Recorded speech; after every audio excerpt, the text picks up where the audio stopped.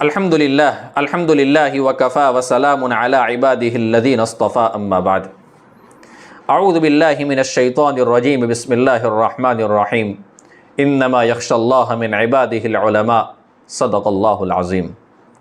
معزز سامعین، میں آپ کی خدمت میں حضرت محمد ابن سیرین رحمۃ اللہ علیہ کی زندگی کے حوالے سے چند ایک باتیں پیش کر چکا ہوں۔ حضرت محمد ابن سیرین رحمۃ اللہ علیہ کو اللہ رب العزت نے جن صفات سے نوازا تھا، ان صفات میں سے ایک صفت آپ کے اندر یہ تھی کہ آپ کو میدان محشر کا استحضار ہر وقت رہا کرتا تھا۔ جنت آپ کے سامنے رہا کرتی تھی، گویا کہ جہنم آپ کے سامنے، اور اس طریقے سے آپ اپنی زندگی گزارتے تھے۔ حضرت محمد ابن سیرین رحمۃ اللہ علیہ کی مجلس میں ایک مرتبہ حجاج ابن یوسف کی وفات کے بعد ایک شخص نے حجاج ابن یوسف کو برا بلا کہنا شروع کر دیا، اس کو گالی وغیرہ دے دی۔ حضرت محمد ابن سیرین رحمۃ اللہ علیہ نے اس بندے کو فرمایا، بیٹا آپ اپنی زبان سے گالی نہ دیا کرو۔ میرے دوستو، یاد رکھنا، میدان محشر اتنا آسان نہیں ہے جتنا ہم سمجھتے ہیں۔ علامہ سیوطی رحمۃ اللہ علیہ البدور الصافرہ میں قرآن کریم کے ایک آیت لاتے ہیں، وَلَا تَحْسَبَنَّ اللَّهَ غَافِلًا عَمَّا يَعْمَلُ الظَّالِمُونَ انما یؤخرهم لیوم تشخص فیہ الابصار۔ اس آیت کریمہ کے تحت انہوں نے ایک مفسر کا قول نقل کیا ہے، فرماتے ہیں کہ میدان محشر کے اندر کوئی ایسا بندہ آ گیا، نہیں آ سکتا ہے، لیکن چلو مان لیتے ہیں ایک پل کے لیے کہ کوئی ایسا بندہ آ گیا جس نے 70 نبیوں کے برابر اعمال کیے ہوں گے، لیکن میدان محشر کی ہولناکی کو دیکھ کر وہ بھی یوں کہے گا کہ آج میرے بچنے کی گنجائش نہیں ہے۔ میں اور آپ اپنے اعمال پر کیسے مطمئن بیٹھ جاتے ہیں؟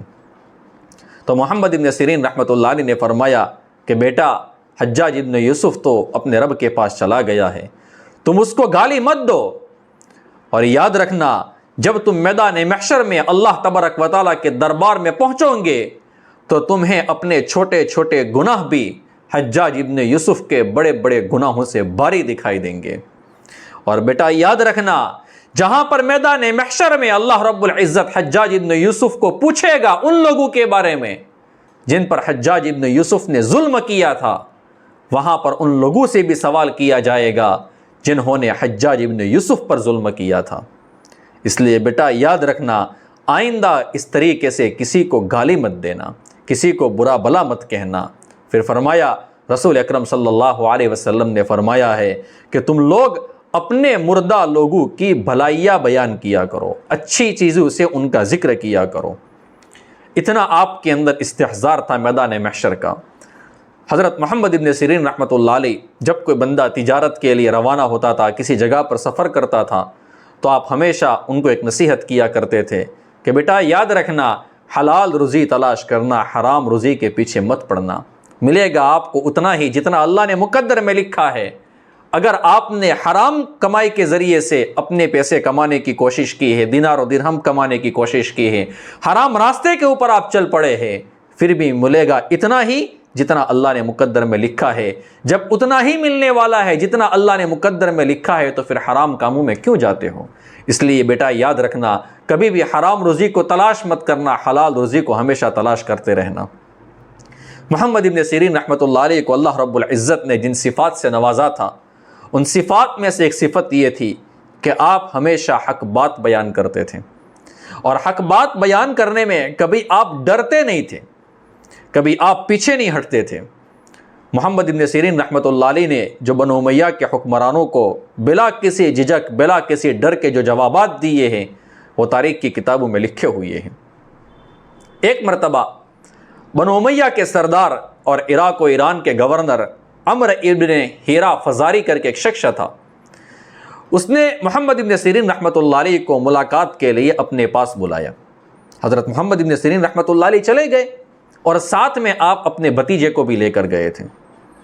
جب آپ وہاں پر پہنچے ہیں تو عمرو نے آپ کا بہترین انداز میں استقبال کیا، آپ کو ویلکم کہا، بہترین انداز میں آپ کی مہمان نوازی کی، تخت پر بٹھایا، اور بہت سارے مسائل دین و دنیا کے حضرت محمد ابن سیرین رحمۃ اللہ علیہ سے اس نے پوچھے۔ پھر اس نے کہا کہ محمد ابن سیرین، آپ اپنے شہر کے لوگوں کو یہاں پر کس حال میں چھوڑ کر آئے ہو؟ تو محمد ابن سیرین رحمۃ اللہ علیہ نے بلا کسی جھجک کے یوں جواب دیا کہ میں ان کو اس حال میں چھوڑ کر آیا ہوں کہ ظلم ان کے اندر پھیلا ہوا ہے اور آپ کو پتہ بھی نہیں ہے۔ جب آپ نے اس طریقے سے للکار کر یوں جواب دیا نا، تو آپ کا بھتیجا آپ کے جو سائڈ پر بیٹھا ہوا تھا اس نے آپ کو اشارہ کیا، چٹکی دے دی اور فرمایا کہ آپ کیا بولتے ہیں؟ وقت کا گورنر آپ کے سامنے بیٹھا ہوا ہے اور آپ اس طریقے سے بلا کسی جھجک اور ڈر کے یوں جواب دیتے ہیں۔ تو محمد ابن سیرین رحمۃ اللہ علیہ نے اپنے بھتیجے سے پوچھا کہ سوال تجھ سے کیا گیا ہے یا مجھ سے کیا گیا ہے؟ اس نے کہا کہ آپ سے سوال کیا گیا ہے۔ فرمایا کہ بیٹا اس سوال کا میں ذمہ دار ہوں، اور یاد رکھ جو میں نے بولا ہے وہ ایک گواہی ہے اور گواہی کو چھپایا نہیں جاتا ہے۔ اگر میں گواہی کو چھپا لیتا ہوں تو کل اللہ تبارک و تعالیٰ کے دربار میں پکڑا جاؤں گا۔ اس طریقے سے آپ نے جواب دے دیا۔ جب مجلس ختم ہو گئی اور عمرو ابن ہیرا فزاری نے محمد ابن سیرین رحمۃ اللہ علیہ کو بہترین انداز میں آپ کو الوداع کہا، رخصت کیا، اور آپ کو ایک تھیلی دی۔ اس تھیلی کے اندر 3000 دینار اس زمانے کے اندر موجود تھے، سونے کے سکے موجود تھے۔ جب اس نے یہ ہدیہ پیش کیا نا، تو محمد ابن سیرین رحمۃ اللہ علیہ نے اس کو لینے سے صاف انکار کر لیا کہ مجھے نہیں لینا ہے، مجھے تیرا ہدیہ قبول نہیں ہے۔ تو آپ کے بھتیجے نے آپ کو کہا کہ آپ ہدیہ کیوں نہیں لیتے ہو؟ وقت کا گورنر ہے، اتنی بڑی رقم آپ کو ہدیے میں دے رہا ہے، آپ لے لو نا، آپ انکار کیوں کرتے ہیں؟ فرمانے لگے کہ اس نے جو مجھے ہدیہ دیا ہے یہ مجھے اچھا سمجھتے ہوئے دیا ہے، وہ مجھے اچھا سمجھتا ہے۔ پھر فرمانے لگے اگر اس کے خیال کے مطابق میں اچھے لوگوں میں سے ہوں تو پھر اچھائی کا تقاضا یہ ہے کہ میں اس کا ہدیہ قبول نہ کروں۔ پھر فرمایا اور اگر میں اس کی نظر میں برا ہوں تو پھر اس ہدیے کو قبول کرنے کا مجھے کوئی حق نہیں ہے۔ اور آپ نے اس طریقے سے انکار کر لیا، اور اس طریقے سے آپ نے جوابات دے دیے اور ہدیہ لینے سے انکار کر لیا۔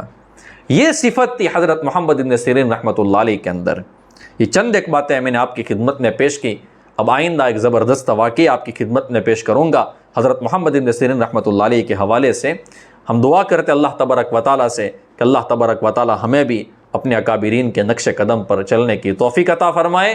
آمین یا رب العالمین۔ وآخر دعوانا ان الحمد للہ رب العالمین۔